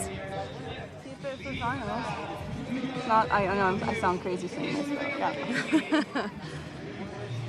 Well, she's blaming it on Mikey Hadra, our in-person commentator, not us yet. She hasn't watched the broadcast. We were only hoping. We were not putting any pressure on because she knew she couldn't hear us. I couldn't really hear it. She was talking about the commentary? Yeah, she can hear the on-course commentary, not us. And Mikey Hadra was saying, watch out for the last jump. Maybe she's got a front flip, so it got in her head. So you noticed the hesitation, and it was in her head, unfortunately. Right. Well, you know what that ultimately means is we're going to see it before too long, because I don't know many things that Caroline has had in her mind to accomplish on a bike that she has not. So that's cool to hear that it's in her mind. Do you think as elite athletes, you have a different relationship with pressure, like than somebody who wouldn't have that? Like when we're seeing Winkler and Ross, what are they feeling in the starting line? I mean, this is their head matchup here. You know, this is their opportunity to walk away with some hardware. So they're going to be giving it everything they got. You know what Mike Ross is going to be given. He's going to be given some huge tricks. Bern Winkler getting the snap. Ross is no slouch, though, out of the gate. Here he comes with that huge cash roll versus the double truck. Every time. He has been clean all day. I think Mike Ross is definitely one to watch for the future. Yes, we're watching him now, but I mean, he's so new to mountain biking and he's cornering pretty well. Watch out for the big double backflip on the left side of your screen. Clean. Pedaling in and out of the double backflip. He's like, even an over-under on the quarter. He's like, next thing you know, he's like keeping it low, and they're gonna see him eating before he lands and stuff. This is crazy. I mean, kind of going back to what Nikolai was talking about, being able to do these tricks at speed. He's pedaling in and pedaling out of double backflips. I can't express how hard that is. Nikolai, how many, we're seeing this cash roll, we're seeing the double backflips. How much time and how many repetitions does it take to get this dialed? Oh, honestly, uncountable. And this level of commitment from Mike Ross and honestly the other riders as well to do these tricks over and over again in every race is such a huge level of commitment, and it takes so much willpower, you know? You do a trick enough times and sometimes it starts making you feel all crazy and weird and the trick goes wrong. So to keep it dialed over and over again at race speed like we've been talking about is insane. Amazing stuff from Mike Ross. Cash rolls and double flips all day, and yeah, impressive stuff. The commitment level, like I'm saying, is unreal. Yeah, that definitely is what it looks like to me, the commitment. And I think that those inside, I'm kind of watching Mike through, right after the step on, step off, you have the kind of slalom turns, and he's insiding it more than anyone that I've seen. And here we go. We're back to the women. Up at the top, Jordy Scott. And it's actually Jordy Scott's birthday. So this is the gold medal round. How nice would that be? Give me a gold medal for my birthday. I guess I gotta earn it, so that's why I'm not gonna get one. You gotta go upside down, Elliot. I'm good. I'll give you a medal. Good. Gate pops down. Jordy straight out of the gate, instantly with a 2-bike lead. Here we come to the jump. She gets a toboggan to ET. Goomes getting that can-can flip off again. But look at the gap Jordy has. This could be the difference here in speed and style. This is heat 1 of our gold medal matchup. Jordy Scott out of the USA. Robin Goomes, one of the first women to pull a backflip in competition. And there's another one, backflip knack. So Jordy was able to get her combos off. She got toboggan, or no-hander to ET again. But that speed, that gate start was so amazing. I want to see what her time was on that. And so here we have a 1.4 before we factor in the tricks. Oh my, it's only 0.087 advantage for Jordy Scott going into the final round. So this is, we're pretty much tied. What could we relate to 0.8 in time? Is that even a blink of an eye? No. I think the average human reaction time is 0.2, so it's half.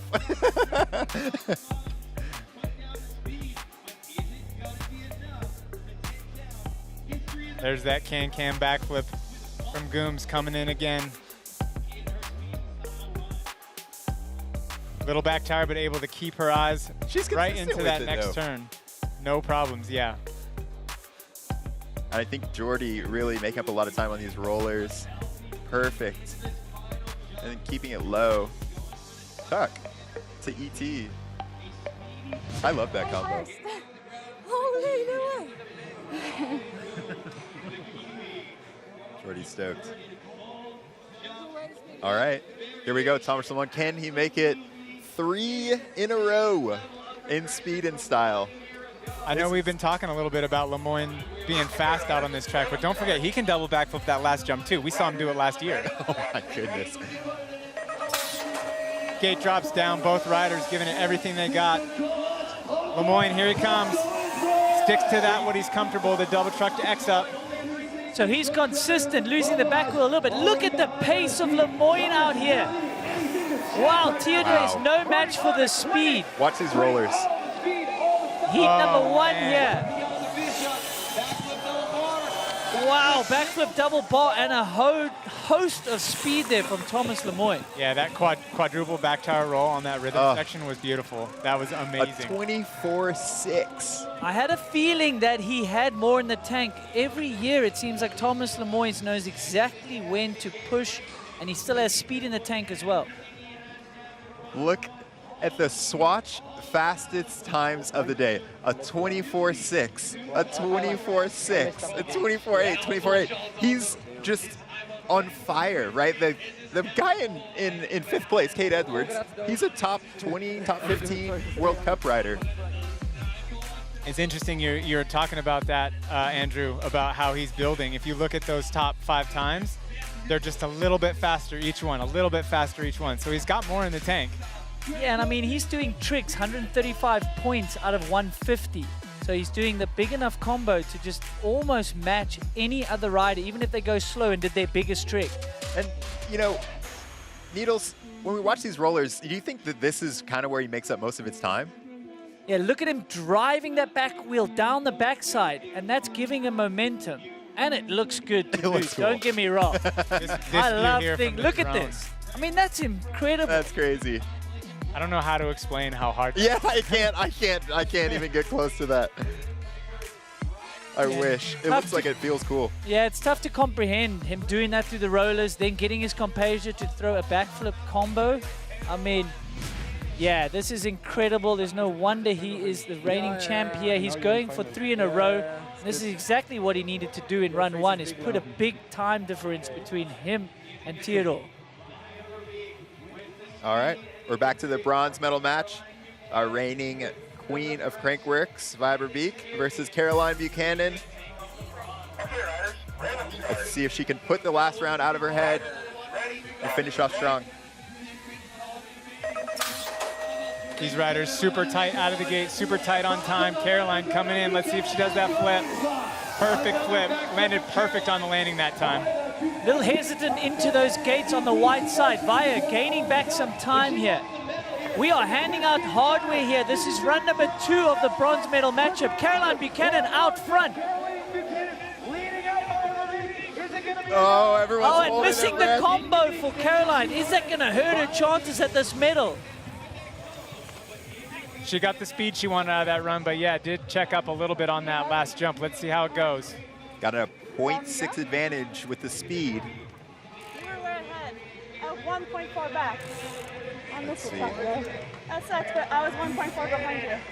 And like, so that touch is like 0.8 of a second. And here we go, Caroline Buchanan taking the bronze medal here. Nikolai, do you think the wind played a bit of a factor here on that last jump? I'm seeing some huge headwind up the course right now, so definitely I think played a bit of a factor, but the ladies powered through. Impressive stuff. And Caroline, she didn't have to do any front flips, no flips on the last ones either. A very strategic bronze medal. Amazing work. I think you were right the whole time. Nikolai, for the people back at home, what is the key to riding jumps and wind? Oof, there is no key to riding jumps and wind. Stay on the couch. It's just a recipe for disaster. It will humble you so fast, and yeah, it's a rough time. So to see the girls having to race, girls and guys, I guess, but right there having to race in a vicious headwind, hitting jumps, already hard to calculate the speed. It's difficult stuff out here. So yeah, good work, ladies. I like that. I like that advice. Yeah, just stay on the couch. We're headed back to the top now. This is turning out to be even better than I could have imagined. The speed and style is just so good. So this is our bronze medal matchup. Mike Ross versus Bernd Winkler.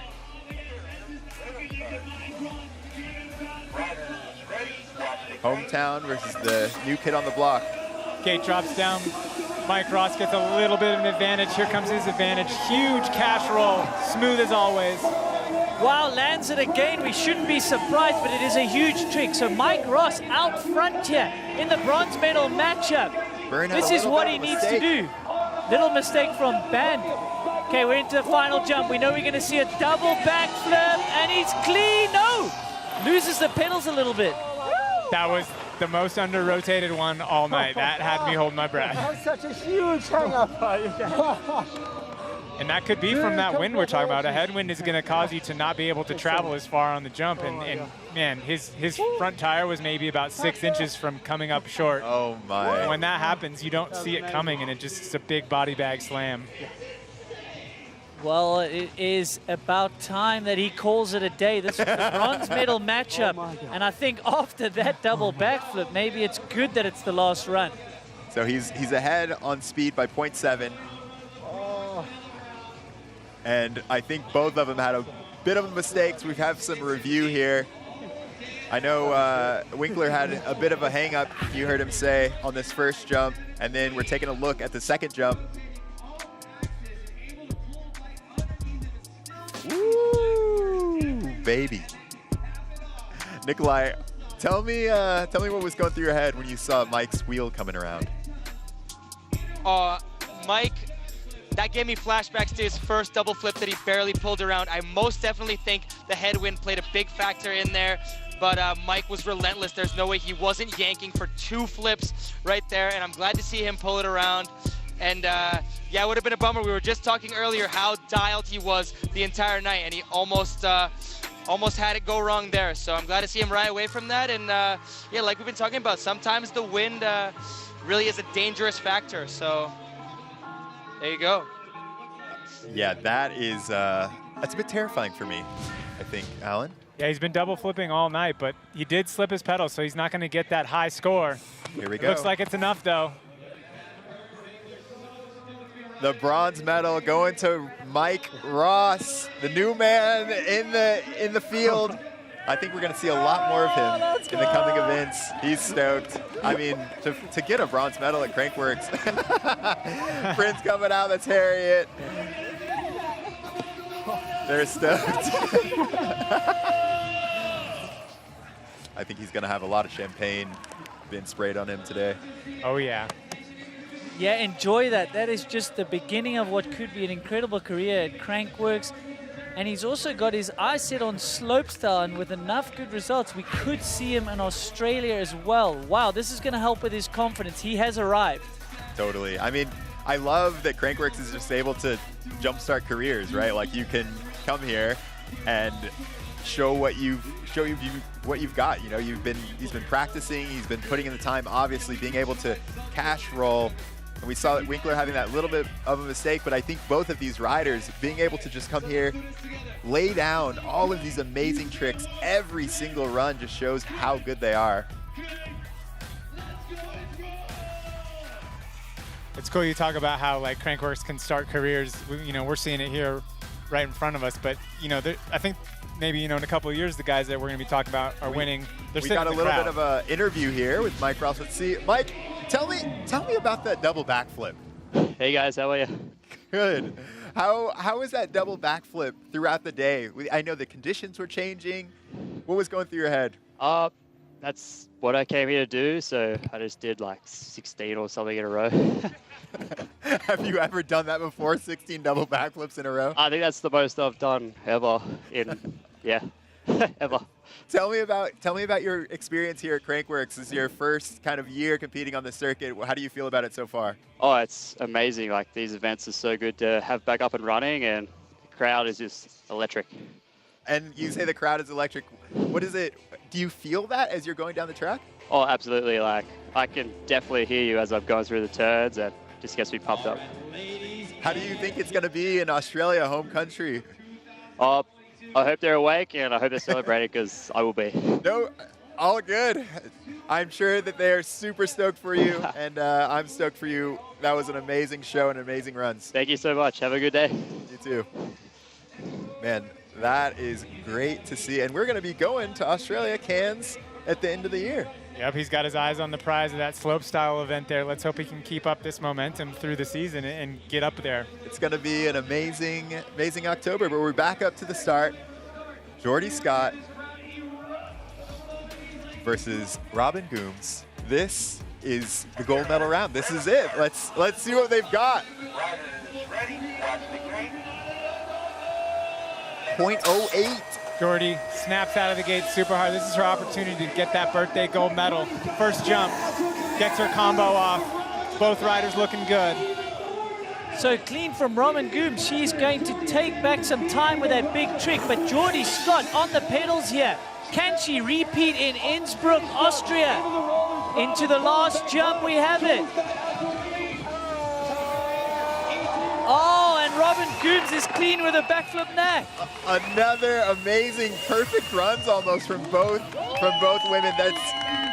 This is going to be so close. They pretty much came into this run tied. Just a 0.087 differential. This is going to be so close. I can't imagine doing that so many times. Man, Jordy was sending it so hard. Those tight S-turns that we've talked about a couple of times up higher on the course, she pedaled through every single turn. And it's Robin Goomes taking it again. That's been fun. Robin taking the gold medal. Jordy Scott with the silver medal. Man, that's got to feel good. Look at her, she can't believe it. Getting that new Yeti Cycles ride this year is so cool to see. Double fist bump, double fist bump. Yeah, look at her fellow competitors. Harriet coming out to congratulate. This is a big moment. This is awesome. Anyone. Thanks for That's crazy. I mean, she owns this event so far. She's 2 in a row. Holy shit. This is that first jump. Big can backflip. That was one of her smoothest ones all day long. You can tell she knew what was on the line coming down the end. Yeah, she even got the pedals after she landed. Look at Jordy pedaling through every single S-turn there. And then watch Jordy taking the inside through these turns. I feel like she was shaving off so much time. So Robin Goomes with a backflip knack and risking it up at the top all day. Awesome stuff. And we've got an interview with Robin. She's still getting congratulated. Robin, Man, what does it feel like? You are two-time winner. Does this feel as good as the first time? Oh, I didn't win the first one. I did the first backflip, but this is my first win and it feels unbelievable. What do you think the difference was for you? Like, have you been working on your speed? Have you been working on your tricks? Like, I don't really work on speed. I've kind of put myself in the free ride category, so I just like drilled in my tricks a little bit before this, and hopefully the speed was like close enough. do you feel like you might be able to compete in like a slalom or pump track now? I mean, you were running some great times. I mean, I'd give it a go. Like, I was in the slalom, but I went up against Nina, so those girls are on another level. And I think the tricks really do it for me. Could you hear when you would do those backflips, those combos, could you hear the crowd really cheering you on? Yeah, thanks, guys. Well, thank you so much, Robin. Great job. Congratulations. Making her first win here at Crankworx. Speed and style.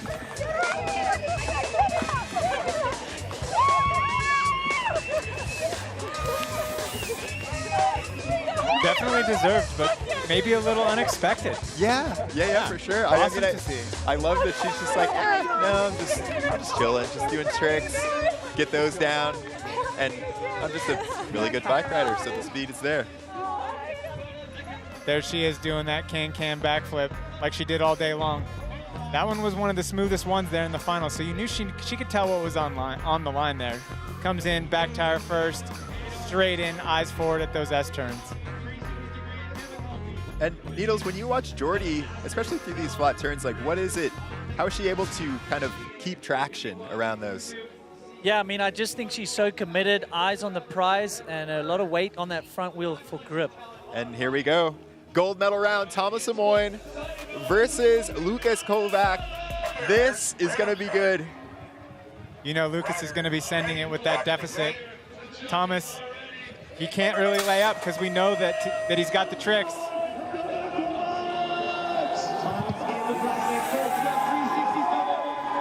So clean from Tomas Lemoine. We know he's got some time to play with as well.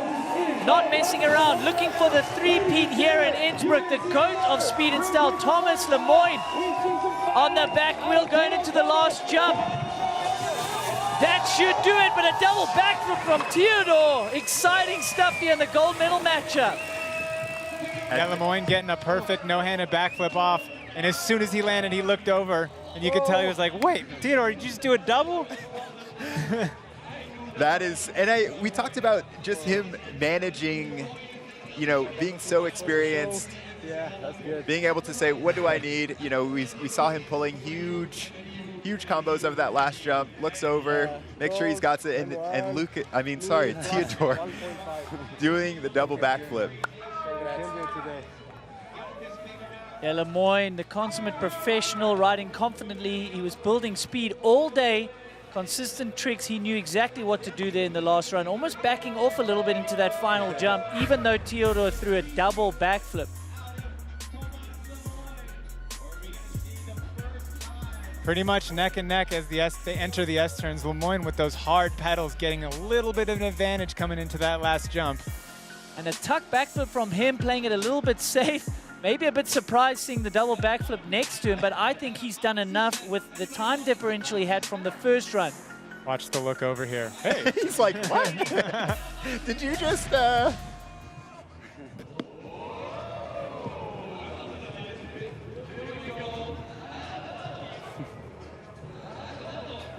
And it's Tomas Lemoine, 3 in a row, taking the gold medal. Teodor Kovac taking the silver. Amazing ride for him. Tomas Lemoine just showing us how it's done. A perfect speed and style night for Tomas Lemoine. Yeah. Executed everything to absolute perfection. Oh, that was a long day. You can hear it's a long day. Have you done any slope practice today? No. Just look at how amazing, like, watch how they land. They're just so perfectly executed on these tricks.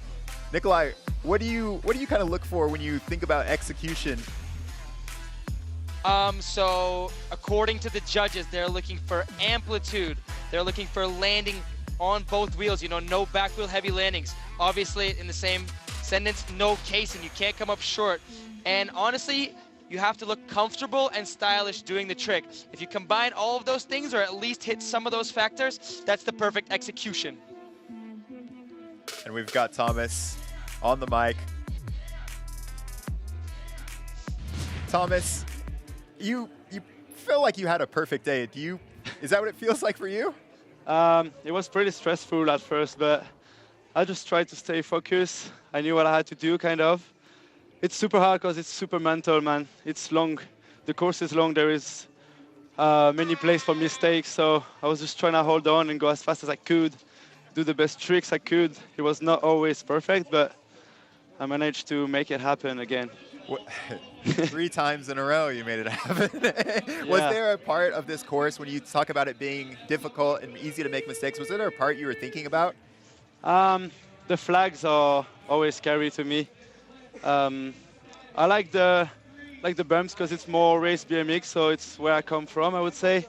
But the flags, I'm always so scared to like slide around and miss a gate and lose a lot of time. And what's kind of tricky on those courses is when you go full speed on the last jump and I have to brake in front of it. So you never know how much you're gonna brake. Are you gonna case? Are you gonna go too far? It's good, man. Thank you so much, Tomas. Congratulations on another gold medal, and we'll see you in slopestyle. Thank you, man. Yeah, see you tomorrow. All right, so now we have the updated King of Crankworx standings. Niels in first with 136, Bass in second, Kolb and Tomas Lemoine tied for 100. And, you know, Tomas still has an opportunity to gain some points in slopestyle, so I think it just shows the diversity of riders, of riding styles that we have here at Crankworx. And here is the queen of Crankworx standings. And Caroline Buchanan just 20 points ahead. Jordy Scott moving up to that second place spot. And, you know, this race was just crazy good. This was so good. Thank you all so much for joining us here at the Speed and Style. You will have Cam back tomorrow. I was really happy to be here. Thanks, Alan. Thanks, Andrew. And we will see you tomorrow. Thanks for being here, Elliot. That was awesome.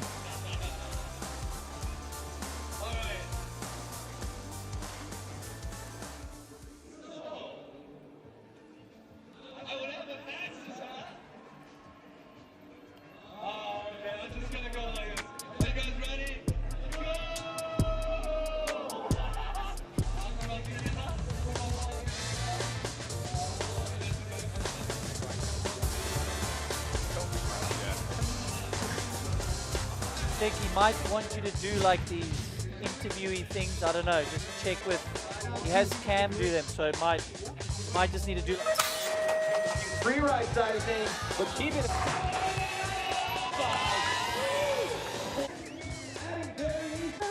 That's for sure. Into the Innsbruck speed. What the?